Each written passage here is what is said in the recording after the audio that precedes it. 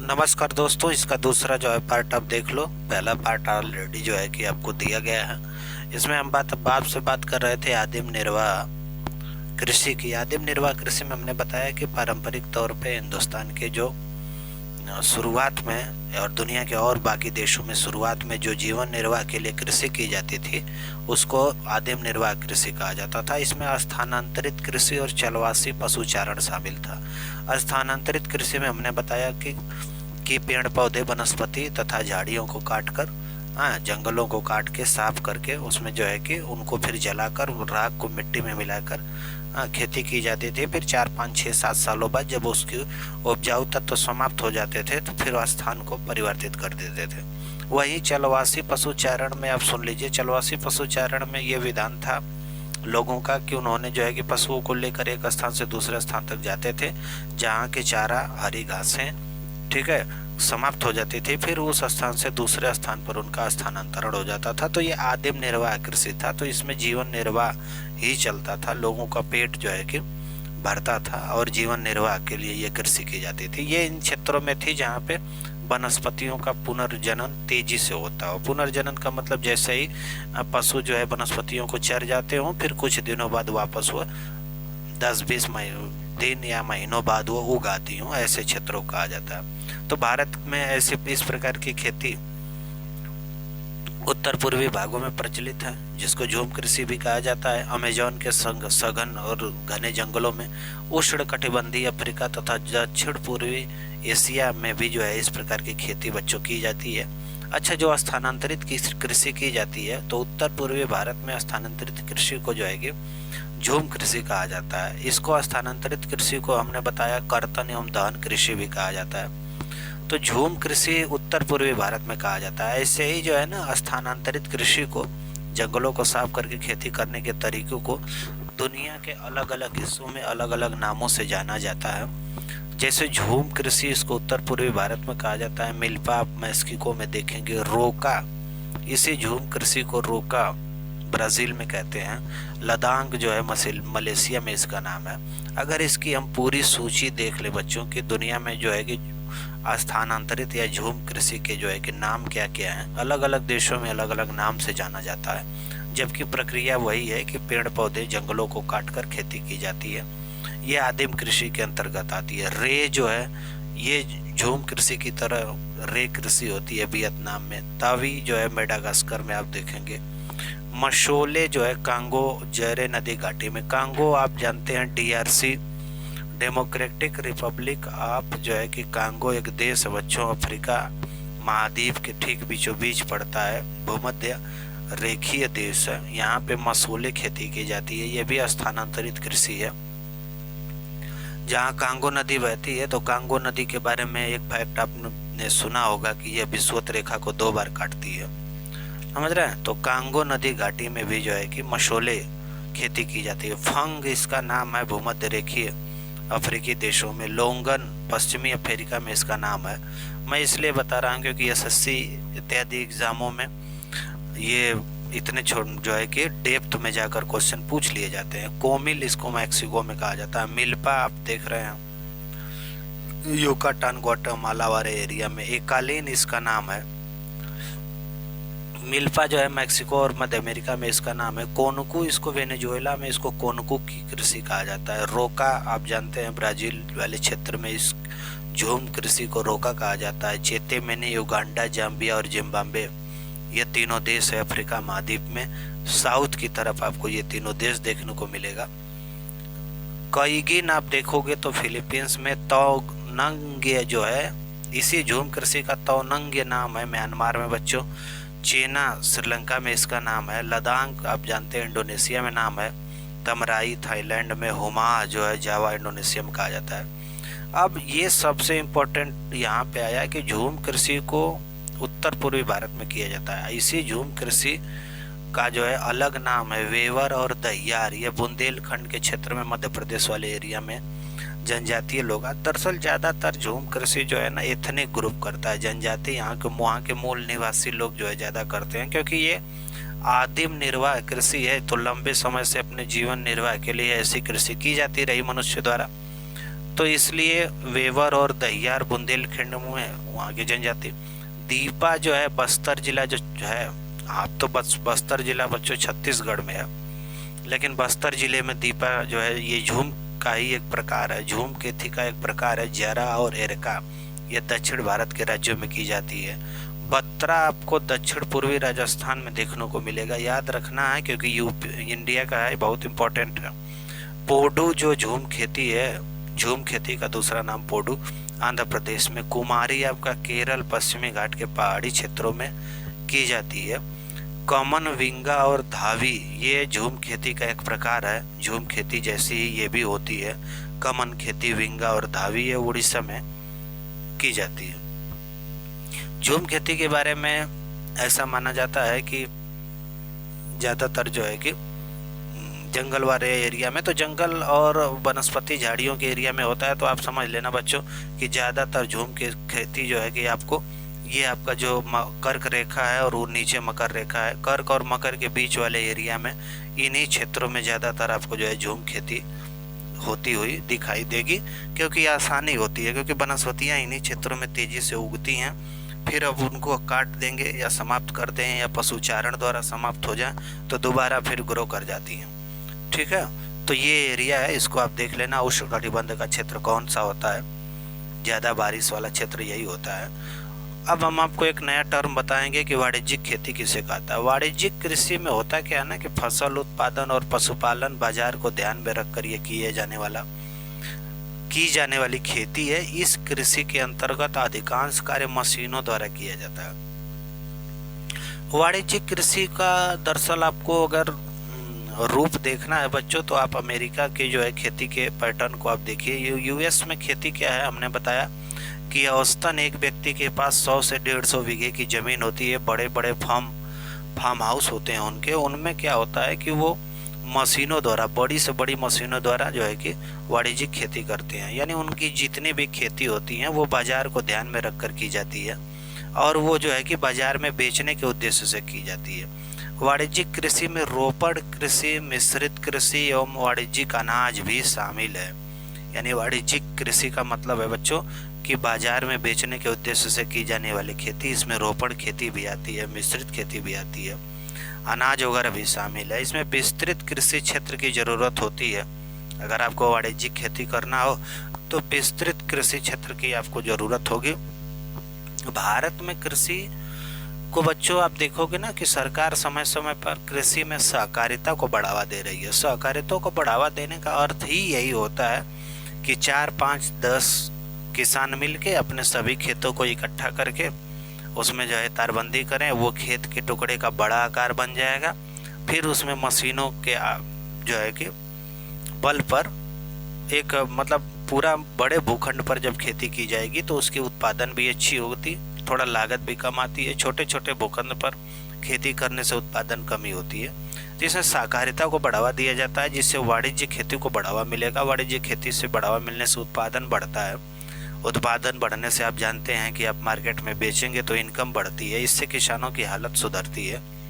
तो वाणिज्यिक खेती को बढ़ावा सहकारिता के आधार पर भारत में दिए जाने का प्रयास, क्योंकि भारत में जानते हैं बच्चों कि जो मैक्सिमम किसान है उसके पास जो 80% ऐसे किसान है बच्चों जिनके पास 1 से 2 बीघा से ज़्यादा ज़मीन नहीं है। यानी कि सीमांत किसानों की श्रेणी आती है जो 1 हेक्टेयर से कम भूमि है।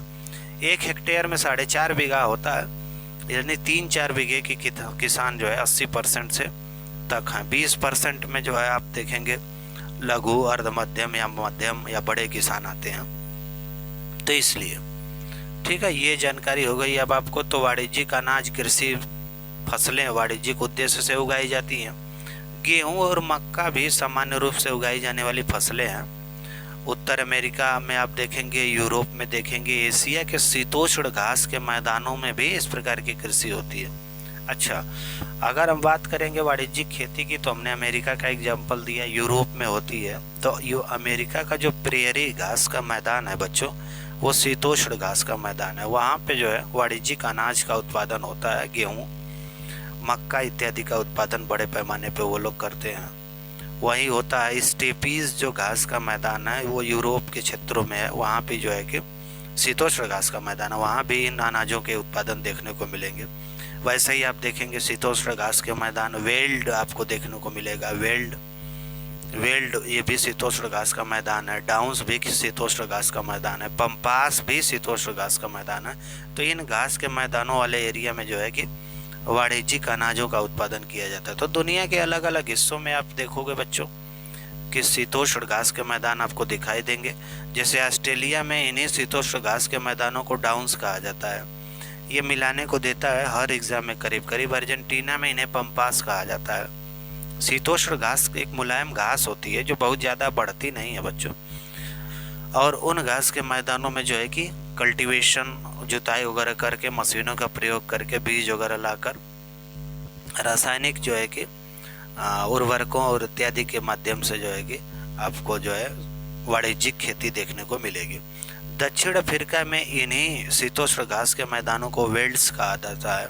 उत्तरी अमेरिका में देखो इनको जो है प्रेरी कहा जाता है, और मध्य एशिया और यूरोप के कुछ हिस्सों में इनको क्या कहा जाता है, स्टेपी कहा जाता है। याद रखना, मध्य एशिया में इन्हीं घास को मैदान को, शीतोष्ण घास के मैदान को जो है कि स्टेपी। शीतोष्ण क्षेत्र के बारे में हम बता दें, आपको थोड़ी सी जानकारी दे दें बच्चों। देखो ये शीतोष्ण क्षेत्र यहाँ पे आपको दिखाई दे रहा है, ये तो उष्ण क्षेत्र है। ये कर्क और मकर के बीच वाले क्षेत्र को ये पूरा उष्ण क्षेत्र है आपका। इसके आप ऊपर जाएंगे, समशीतोष्ण कटिबंध लिखा हुआ है, यही शीतोष्ण है। शीत ये है, शीत से जो थोड़ा गर्म होता है। उष्ण का मतलब होता है गर्म, ठीक है। तो शीत से जो थोड़ा गर्म होता है उसको शीतोष्ण कहा जाता है। तो ये पूरा बेल्ट शीतोष्ण क्षेत्र है। तो यहाँ पे आपको स्टेपी दिखेगी, यहाँ पे आपको प्रेरी दिखेगी। ये शीतोष्ण क्षेत्र है, नीचे मकर के नीचे, कर्क के ऊपर। यहाँ आपको पंपास दिखेगा, ये वेल्ड आपको दिखेगा, और ऑस्ट्रेलिया के ये निचले पार्ट में आपको कौन सा दिखेगा, डाउन्स घास के मैदान दिखेंगे। तो इस तरह से है, इन क्षेत्रों में एग्रीकल्चर शानदार होती है। अब हम आपको एक नए टर्म के बारे में बताएंगे कि मिश्रित खेती में क्या होता है ना, कि भूमि के उपयोग भोजन व चारे की फसल उगाने और पशुपालन के लिए किया जाता है। यानी आपसे प्रश्न पूछ दे कि मिश्रित खेती के अंतर्गत आता है, तो आप कहेंगे कि कृषि भी आती है, साथ साथ पशुपालन भी किया जाता है, उसको मिश्रित खेती कहा जाता है, ठीक है। यह यूरोप, पूर्वी संयुक्त राज्य अमेरिका, अर्जेंटीना, दक्षिण पूर्वी ऑस्ट्रेलिया, न्यूजीलैंड और दक्षिण अफ्रीका में बहुत ज़्यादा प्रचलित है। मिश्रित खेती में लोग क्या करता है, किसान बच्चों की, उनके पास एक फार्म हाउस होगा जिसमें वो खेती भी करेंगे, साथ ही साथ उनमें बड़े पैमाने पर वो लोग पशुपालन भी करते हैं। पशु दरअसल खेती के ऊपर निर्भर होते हैं। खेती से जो है पशुओं से जो है निकलने वाली जो है कि गोबर इत्यादि खादों के प्रयोग और तमाम चीज़ें कर लेते हैं। तो एक दूसरे के ये पूरक समझे जाते हैं। तो मिश्रित खेती की जाती है ये इन क्षेत्रों में। साथ ही अगर मैं कह दूं कि आप उसी पशुपालन के माध्यम से घी, दूध, मक्खन इत्यादि निकाल कर डेयरी उद्योग चला रहे हैं, तो आप एक तरह से कृषि से संबंधित क्षेत्र में ही जुड़े हुए हैं। ये नहीं कहना है कि आप अलग तरह के बिजनेस कर रहे हैं, आप कृषि के ही प्रसंस्करण का यूज कर रहे हैं। प्रसंस्करण के बारे में हम चर्चा करेंगे बच्चों। दिया है, धान चावल उष्णकटिबंधीय और उपोष्णकटिबंधीय प्रदेशों का मुख्य आहार है। उष्ण कटिबंध और उपोष्ण कटिबंध हम आपको समझा दिए, आप समझ लेना। चावल के लिए उच्च तापमान चाहिए, अधिक आर्द्रता चाहिए। आर्द्रता का मतलब है ना कि जैसे उमस वाला मौसम, जिसमें आप बाहर निकलते हो तो बॉडी थोड़ा चिपचिपा हो जाती हो, और उमस वाले मौसम में, आर्द्र मौसम में आपको क्रीम लगाने की ज़रूरत नहीं पड़ती है। जबकि वही आप ठंडी विंटर सीजन में आप बच्चों दुनिया भर के क्रीम लगा के चला जाता है ताकि मुँह हाथ न फटे। जबकि आर्द्रता जब रहती है, यानी आर्द्रता का मतलब एक तरह से कह लो हवा में नमी होती है, पानी होता है, जिसकी वजह से आपकी बॉडी चिपचिपा हो जाती है और उमस टाइप, थोड़ा ह्यूमिडिटी के कारण टेम्परेचर भी ज़्यादा फील होता है। तो चावल के लिए आदर्श स्थिति यही है, आवश्यकता होती है। ओस एक चावल की फसल का नाम है, एक प्रकार है, वो चावल की फसल का एक प्रकार है। ओस धान का एक प्रकार है। यह शरदकालीन में, यानी कि सितंबर अक्टूबर के महीने में बंगाल में बोया जाता है। अमन धान जो है वो शीतकाल यानी ठंडी में बोया जाता है, वो भी बंगाल में ही। अब बोरो धान जो है वो गर्मी में उगाया जाता है, वो भी बंगाल में। तो बंगाल में 3 सीजन में धान की खेती की जाती है, तीनों सीजन में लगातार। इसमें उत्पादित चावल की ये 3 फसलें हैं आपको। तो पश्चिम बंगाल आप जानते हैं चावल के लिए जो है कि प्रधान क्षेत्र है। अब रोपड़ कृषि के बारे में थोड़ा सा समझा दूँ आपको कि वाणिज्यिक कृषि का ही एक प्रकार है, हमने बताया, जहाँ चाय, कहवा, काजू, रबर, केला, कपास इत्यादि एकल फसल उगाई जाती है रोपड़ में। इसमें बच्चों बड़े पैमाने पर आपको श्रम की ज़रूरत होगी, मेहनत की, पूंजी की भी बहुत ज़रूरत होती है रोपड़ कृषि में। रोपड़ कृषि आप करके देखना, रबर, केला, काजू, कपास इत्यादि देखना, पूंजी की ज़रूरत होती है। रोपड़ कृषि की मुख्य क्षेत्र की बात करेंगे तो ये उष्णकटिबंधीय प्रदेशों में पाए जाते हैं। उष्णकटिबंध प्रदेश हमने बता दिया है, कर्क रेखा से मकर रेखा के बीच वाला जो क्षेत्र होता है। तो ये रोपड़ कृषि ज़्यादातर उष्णकटिबंधीय क्षेत्रों में की जाती है। यहाँ पे क्योंकि टेम्परेचर आपको जो है कि अच्छा खासा मिलेगा, इस क्षेत्र में वर्षा अच्छी खासी होती है, इसलिए यहाँ रोपड़ कृषि सक्सेस है, क्योंकि इसको पानी की ज़्यादा ज़रूरत होती है। जिन फसलों की हमने बात की, कपास को यदि आप छोड़ दें तो, और इस कृषि के उत्पादन का प्रसंस्करण खेतों पर ही नज़दीकी कारखाने में किया जाता है। अच्छा, रोपड़ कृषि में एक और खासियत होती है कि जिन क्षेत्रों में रोपड़ कृषि की जाती है, उन क्षेत्रों में ना अपने फार्म हाउस या खेतों के पास ही नज़दीक ही जो है कि ये छोटे छोटे कारखाने लगाकर लोग उसका प्रसंस्करण करते हैं। इस प्रकार इस कृषि में परिवहन जाल की ज़्यादा ज़रूरत होती है रोपड़ कृषि में, क्योंकि रोपड़ कृषि को जो है कि परिवहन की ज़रूरत होती है, एक स्थान से दूसरे स्थान भेजने की ज़रूरत होती है, ज़्यादा उत्पादन होता है। जैसे रोपड़ कृषि में हम बात कर लें किसी भी फसल की, यहाँ पे तो प्रसंस्करण के बारे में दिखाया गया है कि प्रसंस्करण होता क्या है बच्चों। जैसे मान लो कि आपने गेहूँ, मक्का कुछ भी आपने उगाया, उगाने के बाद उसको काटा, काटने के बाद थ्रेसिंग की, थ्रेसिंग के बाद गेहूँ की पिसाई आपने कर दी, आटा बन गया, आटा से आपने क्या बनाया, बिस्किट बनाया। तो ये गेहूँ के प्रसंस्करण से निकला। यदि आप टमाटर की खेती कर रहे हो तो टमाटर की खेती से केचप और सॉस इत्यादि बनाते हो, ठीक है। केले की खेती भी लोग रोपड़ कृषि में करते हैं, तो आप देखोगे केले के भी अब चिप्स आने लगे हैं, केले के कई तरह से पैकिंग वाले जूस आते हैं, केला के और बहुत सारे प्रोडक्ट आपको मार्केट में मिलते हैं। प्रसंस्करण का मतलब होता है कि मार्केट में मिलने वाले जितने पैकेट में बंद खाद्य पदार्थ हैं बच्चों, वो सब प्रसंस्करण के थ्रू ही बनाए गए हैं। आलू यदि आप उगाते हो तो आलू से आप जानते हो कि आलू उगाए बड़े पैमाने पे, मान लो 100 बीघे की खेती है आलू की, बगल में आपने एक कारखाना लगा दिया, कारखाने में आप चिप्स बना रहे हैं, तो इसका ये प्रसंस्करण कर रहे हैं। प्रसंस्करण करने के बाद किसी भी वस्तु का जो है कि दाम जो है कि 2 से 4 से 10 गुना हो जाता है। एक आलू बच्चों अमूमन 50 पैसे में मिल जाएगा, आलू का रेट यही है। लेकिन एक आलू से आप जानते हो कम से कम 2 पैकेट ये लोग चिप्स बना देते हैं। वो 2 पैकेट चिप्स आपका कितने में मिलता है, 10 रुपये में। तो सोचो, प्रसंस्करण करने से खाद्य वस्तुओं की कीमत में बहुत भारी वृद्धि हो जाती है, ठीक है। गेहूं के बारे में हम आपको जानकारी दे दें। गेहूं जब वो बढ़ रहा होता है तो उसको मध्यम तापमान की ज़रूरत होगी, ठंडी के समय में थोड़ी मोड़ी वर्षा की ज़रूरत होगी, लेकिन कटाई के समय उसको तेज़ धूप की ज़रूरत होती है। इसका विकास जो है गेहूं का सुअपवाहित दोमट मृदा में होता है सबसे अच्छे ढंग से।